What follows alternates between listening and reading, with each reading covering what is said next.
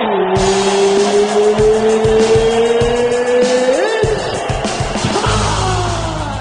know, it just kind of stuck with me. Still there? Yeah, we're still here. Yeah, okay. You know, I've always had a little bit of a temper growing up as a kid and stuff, and I've you know, kind of overcome it. You know, a lot of it, like, you know, little stuff, but you know, I'm a redhead, so I got a little bit of a fuse on me. So you don't mind the nickname, then you actually feel it fits pretty well. It fits pretty well, yeah. You know, now I limit my short fuse incidents to maybe playing video games and typical, maybe here and there driving incident, but I try to limit it, you know, as much as I can to get myself in trouble. Well, now speaking of video games, I asked the obvious question here: do you play yourself in UFC on PS3 or Xbox? Man, that question hurts because I'm not even on the game, bro. Oh shoot! I'm sorry. I thought you were. I know. I should be. Man, one of these days I'll be able to be on the game, hopefully, and have something to show my grandkids. Absolutely. We will. We'll start a petition for that right here on the show. Get Ed Herman on the next game. I think Undisputed 3 comes out. It comes out in a few months, so they still got time to get you in there. Yeah, I hope, man. I've got 11 fights going on, 12 fights in the UFC. I think I have a pretty entertaining style and character, so I would hope that they would slide me in there. That'd mean a lot to me.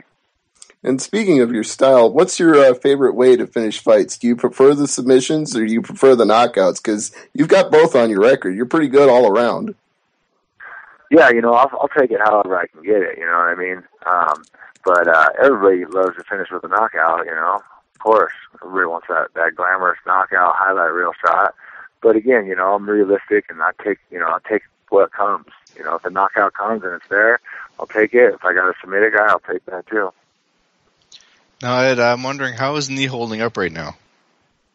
Knee's good, man. I've been training real hard with a lot of high-level guys, and, I feel great. Now, do you feel that your opponents after the knee injury are going to be targeting that, or do you think they're is it like shark in the water? They're going to go after the apparent injury. I don't know. It's kind of hard to target someone's their injury. I don't, what necessarily they would do to target my knee. I don't believe so. I'm sure maybe if they see me limping on it like I look injured, they might go after it, but. It's hard to say. A lot of guys have had knee injuries and different injuries, over the years, so I doubt guys would target the knee specifically. Now, a question I always ask fighters, and it's something off the wall. If we were to borrow your MP3 player right now, what would be on it? Like, what music are you into? Man, you might find a little bit of Johnny Cash, maybe a little Too Short. I'd kind of mix it up, a little bit of old school Scorpions and White Snake. I like a little bit of everything. A little blues, a little bit old school rap. All right. Now, you're out in Colorado, I believe. Are you a big sports fan? Are you catching any Colorado Avalanche games these days? I am a big sports fan. I'm not much of a hockey fan, just because I didn't really grow up around hockey, but I'm starting to kind of get into it a little bit out here. We got a few guys who play for the Colorado Eagles, which is I think it's just a step down from the NHL. So I've been to a couple of those games. They're pretty entertaining to watch. Some of the guys are cool. They come in and scrap it out with us. So, I'm becoming more of a hockey fan. But, I'm a big football fan. I went to a Denver Broncos game. That was kind of fun. And I'm a big basketball fan. So go watch my Blazers kick the Nuggets' butt out here hopefully a couple times. Now, do you find the crowd in UFC? I noticed you fought in both Montreal and Stevie's neck of the woods in Omaha, Nebraska. I'm just wondering, does the Canadian crowd have a different vibe than the American fans? I believe so. I like fighting, in Canada and Ireland with similar feel. I don't know if it's from the soccer or the hockey or what, but they're really, really into it. They get these chants going, which are really cool. Do these like stomping chants, and it's a lot of energy, man. I like fighting in not only in Canada but in Europe and stuff. I like the feel and the vibe from the crowd. Very cool. Now, before Stevie asks the next question, I'm wondering, do you have trouble making weight later on in your career, or is it just no problem right now? Is your walking weight pretty close to what you fight at? I'm actually bigger than I was when I was younger. Just getting a little older and becoming an old man, start to thicken up a little bit, I think. But no, I'm bigger now and I make weight easier than I ever have. We got it down to a science. Try to keep my weight pretty low. When I'm in shape, I'm about 205. I'm getting closer to 200 now that we're getting closer to the fight.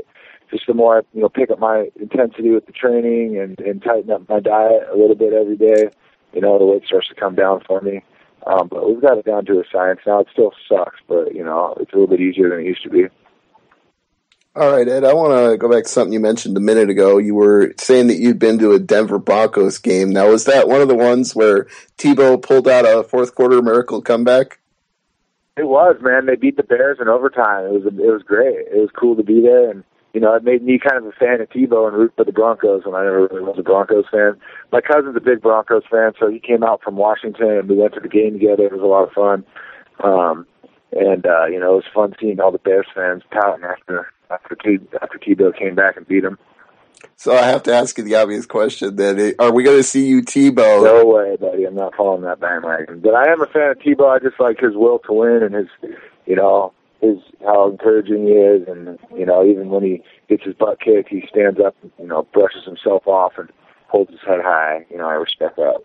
Yeah, it's actually a pretty good model for fighting because he never gives up and he's always in the fight right till the end. So I think a lot of fighters can follow that example and learn to succeed that way. And we only got a few more questions and then we'll let you go. And Peter mentioned that you had a fight out in my neck of the woods in Omaha, and I was there for that fight night, Diaz versus Josh Neer. And I was wondering your thoughts on that fight with Alan Belcher because it didn't go your way that night. It was a split decision. I kind of thought you won, but the judges didn't. What are your thoughts on that fight looking back?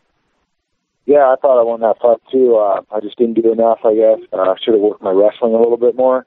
I was working my hands a lot for that fight, and I was having a lot of fun, standing up and banging with Alan. He's just a fun guy to get in there and scrap with.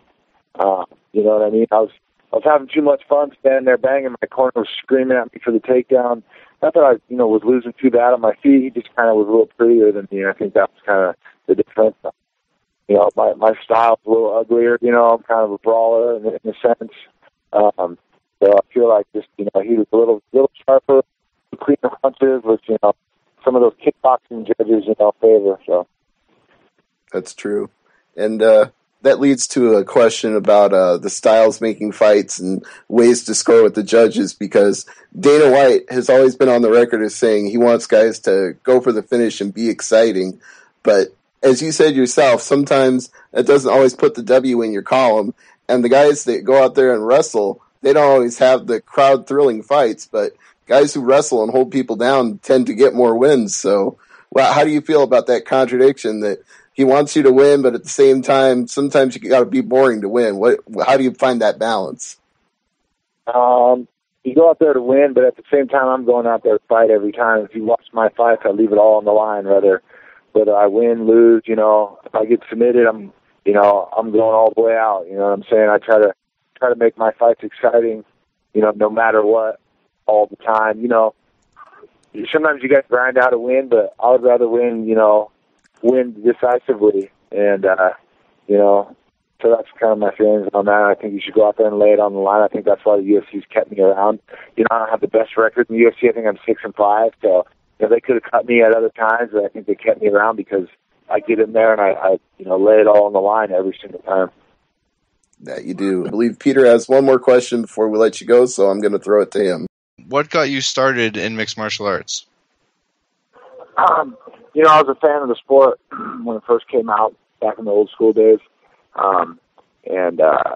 I just always enjoyed watching it. I started doing a little bit of jiu-jitsu in 2001. And then Team Quest opened up to the public in 2002 in Oregon where I lived. So, and before I knew it, I was fighting 3 months later.